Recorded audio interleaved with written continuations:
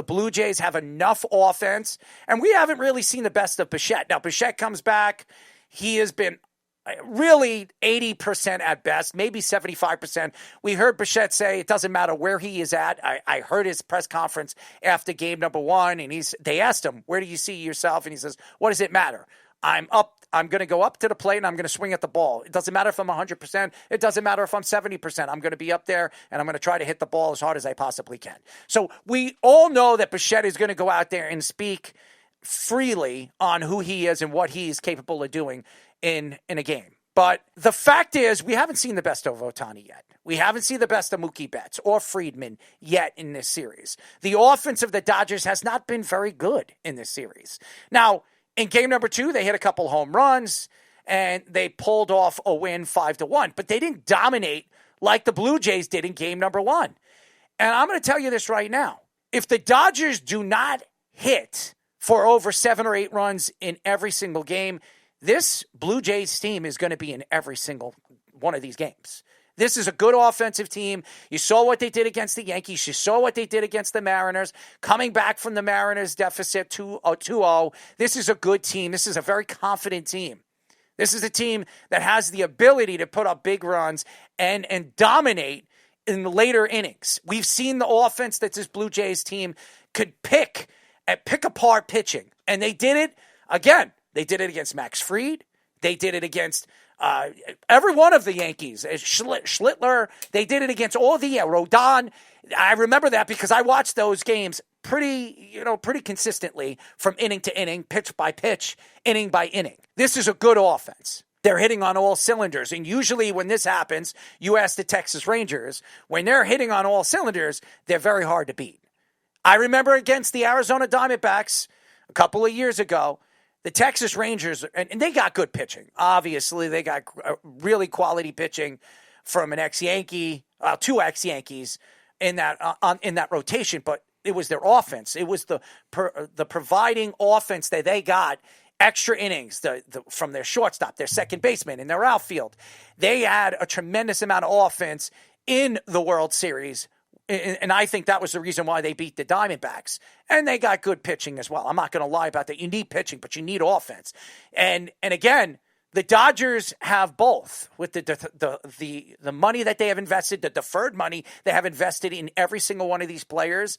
And again, everybody's going to bring up Ohtani and what he did to close out the way he did against the Brewers, hitting the 3 home runs, the 10 strikeouts, the 6 innings, world beater, and winning the National League MVP heading into the World Series. The fact here is, career-wise, Ohtani is a career 200 hitter in the playoffs.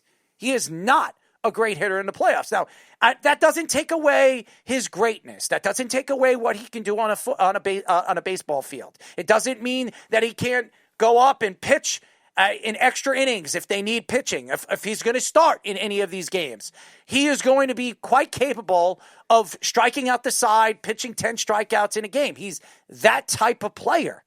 The fact here is, this series was practically called off. It was pretty much over before the series even started. Everybody had the Dodgers winning this series in 5 games. And after the Blue Jays won game 1, I don't think it's going to be that easy.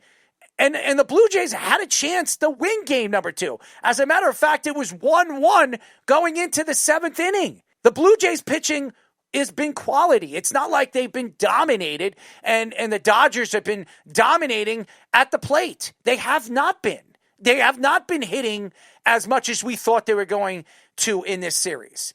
Like they did against the Yankees. They completely dominated the Yankees offensively last year. The Yankees could not compete with the Dodgers offensively. As a matter of fact, Freeman killed the Yankees last year. Mookie Betts, when he got a chance to hit, and he was hitting, he killed the Yankees. Ohtani couldn't kill the Yankees because Ohtani couldn't hit against anybody in the playoffs last year, except in the first, I think the first series, he was actually hitting close to 400. These teams are very well matched very well throughout this series. I do believe this series could go 6 or 7 games. I don't think it goes 5. I think the Blue Jays have too much confidence in the players that they have right now. Too much ability with guys like Vladimir Guerrero that can play offensively sound the way he has throughout the playoffs, hitting .347 in the ALCS and winning the American League MVP going into the World Series. And then you see what the Dodgers can give, especially in the middle of this lineup and really throughout this lineup. I just think that this is very evenly matched. I know a lot of experts did not believe it was going to be evenly matched. I also believe that the pitching is very evenly matched too, even though the names don't really cross over to say, when you look at Daulton Varsho, and then you look at guys like Ohtani or Yamamoto or any of these guys, Glasnow or Snell, these guys are all-world MVP Cy Young winners. If you look at it, Ohtani, every year he's a borderline Cy Young winner. Snell has won Cy Youngs. Glasnow has been up for a Cy Young in the American League. Yamamoto has been a consistent pitcher since he's come into the league, especially in the second half of his career. He's been in the league for how many years? 2-3 years. He doesn't really start off very strong in the beginning of the season, and then in the second half of the season, the guy's a completely different pitcher. So we know what the Dodgers can provide offensively and defensively. We know what they can provide offensively, but again, it's not a surprise with the Dodgers. It has been a surprise with the Blue Jays throughout the playoffs. I had so many New York guys tell me, especially broadcasters that I spoke off air and listened to their shows, that as soon as the Yankees and Aaron Judge hit that 3-run home run and the Yankees won that game, that the series was over. And I said, wait a second. The Yankees win a game and the series are over? The Blue Jays were up 2-1 when that happened. So I didn't get that. And I took shots at a lot of analysts and broadcasters here in New York for what they said, because they thought the Blue Jays are a choke artist organization. They don't really provide enough offense to get over the hump. But this is a different Blue Jays team. They proved it in the Mariners series when they were down 2-0. And they have the board, and we know what the Mariners have. They have one of the best catchers in Cal Raleigh, and probably an MVP or maybe MVP candidate, because I've already told you Aaron Judge is winning it. Everything that I've heard, he's going to come away with most of the voting for first ballot MVP. So I think that obviously when you look at this series, you can go back and forth on who's going to provide the offense. We haven't seen enough of Friedman. We haven't seen enough of Mookie Betts yet.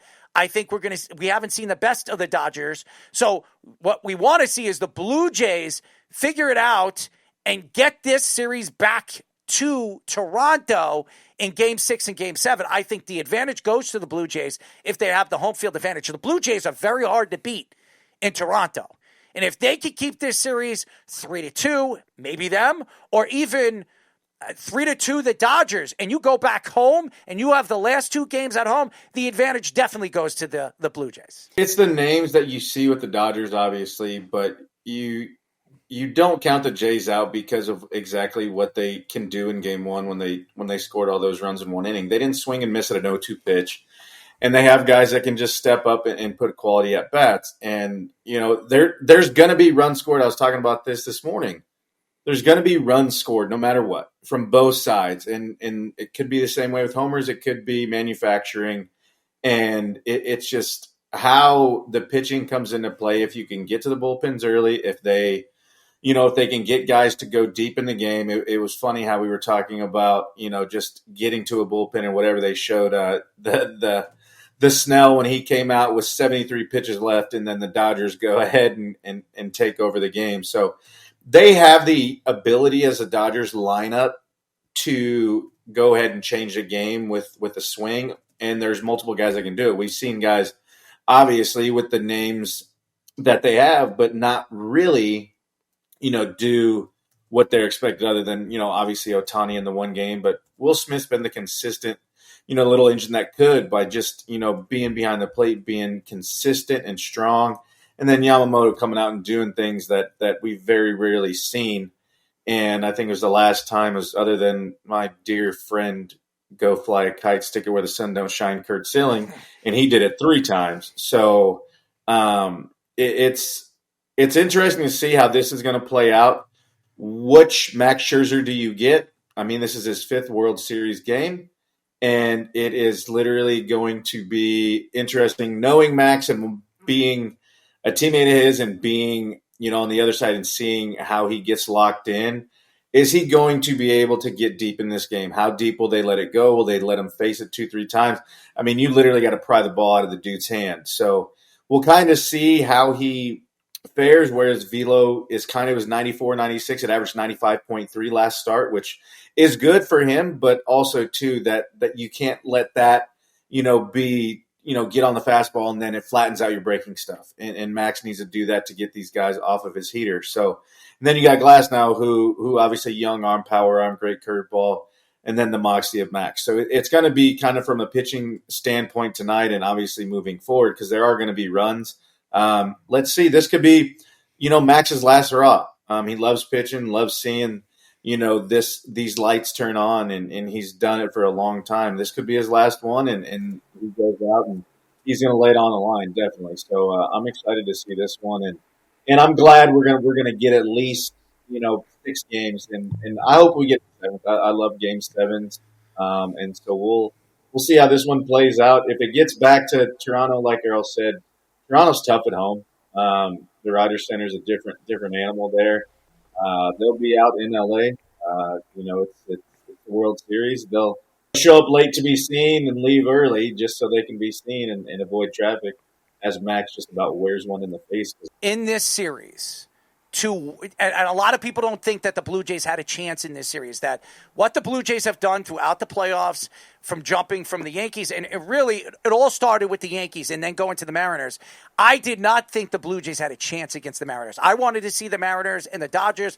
I didn't think that the Blue Jays matched up very well against the Dodgers. Now when you look at the rosters and you look at what Vladimir Guerrero is doing throughout the playoffs, and now you have Bichette back. Now we'll see what Bichette is in the first 2 games. In game number 1, I think he got a hit, and in game number 2, I don't even think he got a hit. So you want to see a little bit more from Bichette. If he can add a little bit more offense to this lineup that they didn't have throughout the playoffs, maybe this is a different team. And Bichette is a really good defensive player. This is one of the best second shortstops. He plays second. I think he's a shortstop, but he's been second base and shortstop. You can move him all over the infield. So Bichette is a really good player. Remember, he's a free agent at the end of the season. So he has an opportunity to make a lot more money, and he wants to prove himself. So him coming back, and somehow the Blue Jays pull off a win, and they knock off the Dodgers where nobody expects. We all know Vegas has the Dodgers minus 210. If somehow the Blue Jays win this series, and Bichette has a big part of that, Bichette's going to get himself a lot of money. It doesn't matter if it's with the Blue Jays. It could be with somebody else in the National League or American League team that's looking for an infielder that can play defensively as well as he can and can hit for power and average as well. The problem with Bichette is the guy never stays healthy. You look at his background in his career in the last 3 or 4 years, the guy never stays healthy for 162 games. That's been the big problem for Bichette, and why Bichette probably didn't get his money over the last 2 seasons when you saw Vladimir Guerrero and Bichette wanting Ohtani. Remember that story? Ohtani was going to come to the Blue Jays. Now, a lot of people believe that was where he was going, and then he kind of did a flip, so whatever they call it, a trickarooey. He goes over there to Dodgers, signs with the Dodgers, and that was why they told the Blue Jays, Bichette and Vladimir Guerrero said, don't sign us, get Ohtani, and then worry about us after that. And what happened was... If they didn't take deferred money, think about this, though. If Ohtani goes to they don't get Vlad.